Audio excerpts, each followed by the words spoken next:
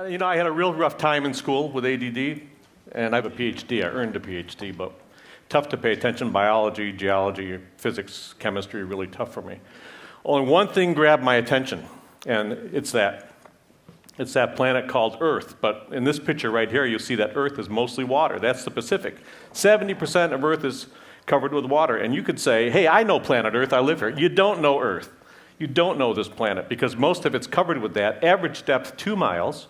And when you go outside and look up at the Empire State Building, Chrysler Building, the average depth of the ocean is 15 of those on top of one another.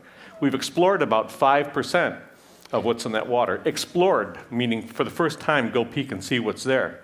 So what I want to do today is I want to show you some things about this planet, about the oceans. I want to take you from some shallow water down to the deep water, and hopefully, like me, you'll see some things that get you hooked on exploring planet Earth. You know things like corals. You've seen plenty of corals. Those of you that have been to the beach, snorkel, corals are an amazing place to go. Full of life. Some big animals, small animals, some nice, some dangerous, sharks, whales, all that stuff. They need to be protected from humanity. Great places, but what you probably don't know about is in the deep ocean, the very deep part of the ocean. We have volcanic eruptions. Most volcanoes on Earth at the bottom of the sea, more than 80%. And we actually have fire deep inside the ocean going on right now. All over the world, in the Pacific, the Atlantic, the Indian Ocean. In this place, the ocean floor, the rocks actually turn to liquid. So you actually have waves in the ocean floor. You'd say nothing could live there, but when we look in detail, even there, even in the deepest, darkest places on Earth, we find life, which tells us that life really wants to happen. So pretty amazing stuff. Every time we go to the bottom of the sea, we explore with our submarines, with our robots. We see something that's usually surprising, sometimes it's startling, and sometimes revolutionary. You see that puddle of water sitting there. And all around the water, there's a little cliff, there's a little white sandy beach. We'll get closer to it. You see the beach a little bit better, some of the waves in that water down there. The thing that's special about this water is that it's at the bottom of the Gulf of Mexico. So you're sitting inside a submarine, looking out the window at a little pond of water beneath the sea.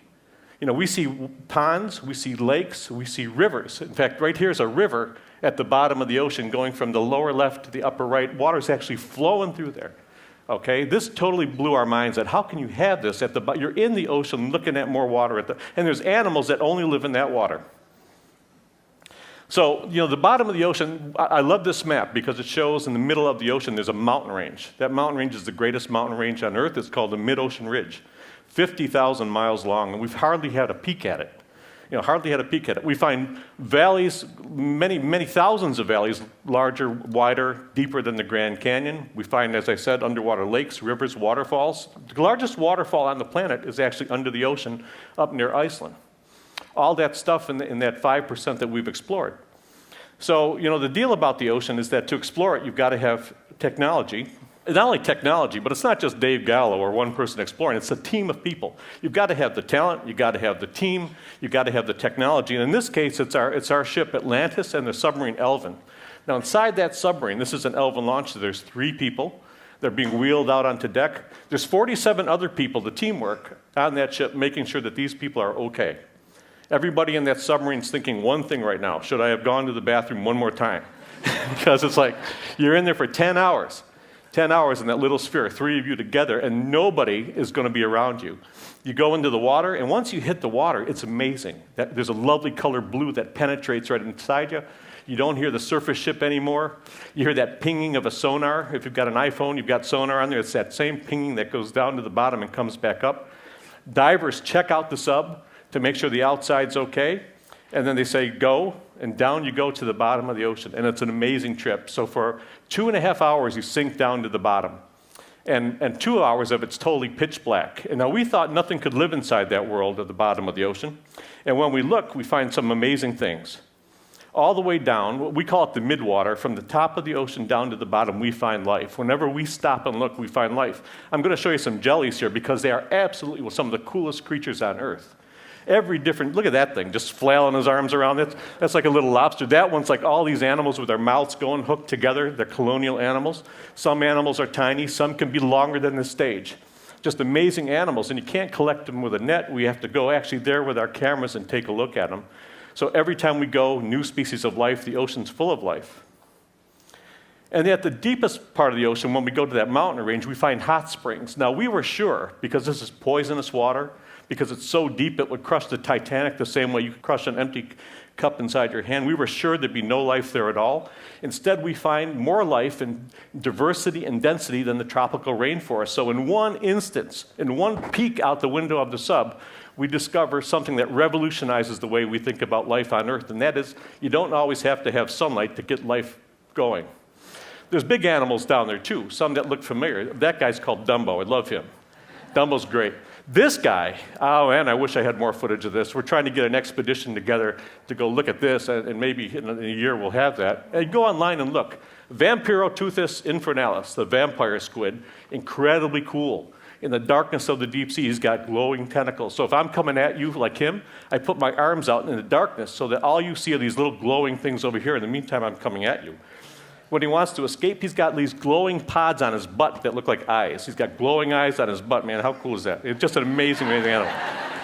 Vampire squid, because when it gets protective, it pulls this black cape over his whole body, curls up into a ball. Outrageous animal. And then, this ship, the Ship of Dreams, 100 years ago, this coming April, this ship was supposed to show up in New York. It's Titanic. And Cole led an expedition out there last year. We are learning so much about that ship. Titanic's an interesting place from biology because animals are moving in to live on Titanic. Microbes are actually eating the hull of Titanic. That's where Jack was king of the world, right there on the bow of Titanic. So we're doing real good. And what's exciting me is that someday we're making a virtual Titanic so you can sit there at home with your joystick and your headset on, and you can actually explore Titanic for yourself. That's what we want to do, make these virtual worlds. So it's not Dave Gallo or someone else exploring the world. It's you. You explore it for yourself. So here's the bottom line. The oceans are unexplored, and I can't begin to tell you how important that is because they're important to us. 7 billion people live on this planet, and all of us are impacted by the sea because the oceans, they control the air you breathe, the water you drink, the food you eat. All those are controlled in some way by the ocean, and this is a thing that we haven't even explored 5%. The thing I want you to leave you with is that in that 5%, I showed you some cool stuff. There's a lot more cool stuff. Every dive that we go out in the ocean, we find something new about the sea. So what's in that other 95%? Did we get the exciting stuff, or is there more out there? And I'm here to tell you that the ocean's full of surprises. There's a quote I love by Marcel Proust. The true voyage of exploration is not so much in seeking new landscapes, which we do, but in having new eyes. And so I'm hoping today, by showing you some of this, it's given you some new eyes about this planet, and for the first time, I want you to think about it differently.